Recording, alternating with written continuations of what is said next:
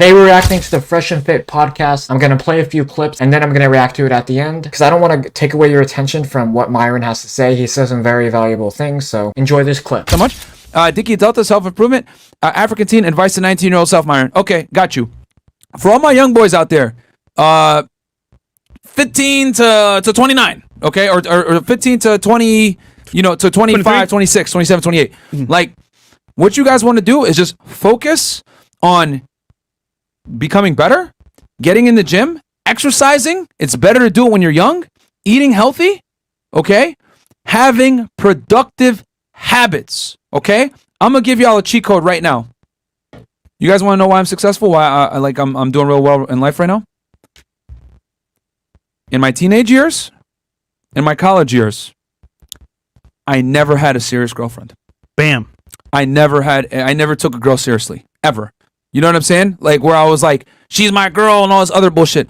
I was always fucking single, bro. And I also, this is going to suck to hear, but I went through long periods where I didn't necessarily deal with women. When I was in Texas, guys, as an agent, I went like 4 years where I rarely went out, where I rarely went out. And on top of that, I rarely dealt with girls. I was focused on doing big cases and just rising up the ranks of the office. When I was in college, I was a Division I athlete, so I couldn't go out and party and drink like that. You know what I'm saying? And I never did drugs, right? Because because I was an intern with the government at the time, and on top of that, I was an athlete, so I had no time for drugs, and I rarely drank when I was in college.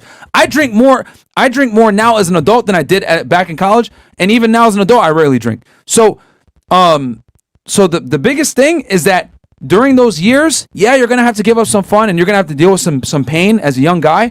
But I'm telling you guys, that hard work is going to pay huge dividends to when you get older. Now I'm actually starting to enjoy the fruits of my labor from like abstaining from alcohol, abstaining from drugs, doing all this stupid shit because I was focused all that time and put myself in a position where I can earn more money, increase my status, etc. Now I'm able to play a little bit more now, even though I'm still working a lot because of this podcast because I got a goal. But if I wanted to take my foot off the pedal a little bit, I could have, which I did when I first moved to Miami when I was an agent in 2018. But then I got right back on it, especially when I started my business. So that's the biggest advice I could say, guys, is stay away from drugs, alcohol, girls when you're growing up and developing, because all that stuff can have serious consequences for you and detract from your ability to become the best version of yourself as you get older into a man. And on top of that, learning, right, these skills, discipline, abstaining from bullshit, it's going to be huge for you later on in life. That's why I'm so big on fitness, guys, because if you go to the gym consistently, train, eat well, it's a 24/7 commitment. If you could do that, then you could take that discipline that you have in fitness and apply it to other endeavors in your life, and then voila. Next thing you know, you're making money, you have more confidence, you've accomplished things because of your competence. I always say it, confidence comes from accomplishments, and accomplishments comes from competence. But that competence needs to be derived from your ability to be disciplined so that you can gain the competence. That's the formula to success, my friends. Bam. Bombshell. Earlier today, right? Real Toronto News posted a clip of me and Sneeko talking about why you shouldn't smoke pot and why most successful guys aren't pot. You know what these fucking ass clowns put in the chat? Oh, man, that's wrong.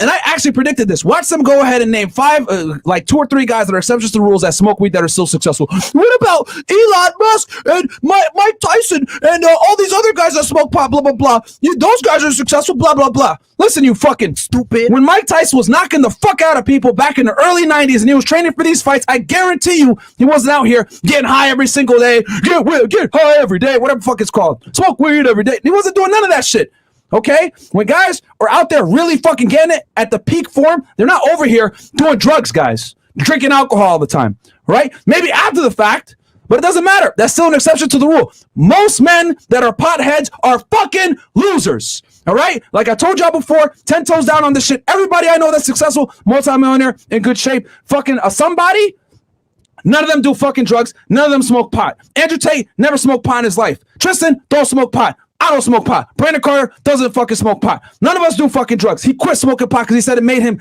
less ambitious and it hurt his productivity. All right? Where there's clues, hey man, there's a fucking clues, man. But you guys want to sit there and say, oh, well, you know, there's some guys that can smoke pot and become successful, blah, blah, blah, making an exception to the rule. In general, people that smoke pot are fucking losers. So why are you going to handicap yourself? The only people that can be mediocre in 2022 are fucking women, okay? You can't be mediocre as a fucking guy anymore. Those days are fucking done, okay? We know how our program is. We know how women are. They want the best guy, best of the best. Smoking pot is only going to hurt you as a man, guys. You cannot be mediocre as a man anymore. You guys hear it on this fucking podcast. These bitches are delusional. 6'3", 100 grand plus per year, attractive, in shape, blah, blah, blah, blah, blah. Bitches be looking like fucking beluga whale. Ridiculous. But that's the sexual marketplace now. All right? So you got to be the best version of yourself. Not for those fat bitches, but for yourself. So that you don't tolerate the fuck shit from those fat bitches. See the difference? You don't become a better man for the girls. You do it so you don't tolerate the bullshit that comes with the fucking girls. All right? It all plays into itself. Not smoking pot, not making excuses for your inadequacies, not blaming other people, not blaming other races, not blaming your environment. It's on you, man. It's on you. If you're one of these guys that want to sit here and make excuses for why you're a fucking loser, get the fuck off this podcast. I don't give a shit. The fuck out of here. Go watch these other guys that are going to sit there and reconfirm your beliefs of why you're a fucking dork, why you're a loser, why you're sitting at home all day, fucking high, eating fucking Cheetos, wondering why no one fucking respects you. All right? Life is hard enough all fucking ready. Why are you going to sit there and put an extra variable that's going to fuck you up? You're wasting money. You're wasting time. You're becoming more lethargic. You're losing ambition, smoking pot, doing all this other fuck shit. I don't care what you motherfuckers think. You think you're kind of like a drill sergeant. You're too serious, blah, blah, blah. Fuck you. Life is serious. All right? Living with my mom, being a fucking dork, no one respecting me, not fucking having girls actually be attracted to me because I haven't done anything, no one fucking takes me seriously. That's a fucking problem. That's serious. You won't leave a legacy behind. You could die tomorrow. No one's gonna know who the fuck you are, and more importantly, no one's gonna give a fuck. They're gonna be at your funeral silent as shit because you haven't done nothing in your fucking life. That's the truth. A lot of you niggas, if you died tomorrow, no one would give a fuck. That's the truth. No one would give a fuck. They'd be at your fucking thing, at your eulogy. They wouldn't be able to say anything about you because you haven't done shit. That's the truth. I could die tomorrow and I know people are going to mourn my death. I know a lot of people are going to hate me too. But I know I changed people's lives and I've helped them live longer. I could die tomorrow and be happy. I could die tomorrow and be happy. Can you die tomorrow and be happy? You probably can't. You need to have these serious fucking discussions with yourself. You need to look yourself in the mirror. Is anybody going to give a fuck if I die? And if the answer is no, you got a big fucking problem. You haven't caused enough of an impact. That's the truth. A lot of you niggas are fucking losers. The same people that sit there and tell me, oh, Myron, you're too serious. Oh, Myron, weed isn't that bad. It's not that, oh my God. Ah!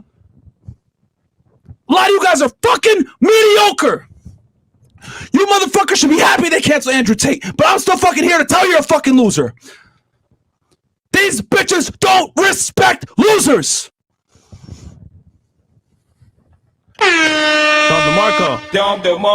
That was straight fire. My G. Myron Gaines is a top G, baby. I love the other guy. He's awesome too. I think his name's Weekend. I don't know what his name is, but alright, this is my honest reaction. I think they're spreading positivity. I love everything that they do, guys. Make sure to drop a like, comment, and subscribe. I love everything that they're doing. They're the greatest of all time. They're the best of all time. They're the greatest of all time. I support what they're doing. If you enjoyed this, drop a like. Click my last two videos on the screen. I'm out. Peace.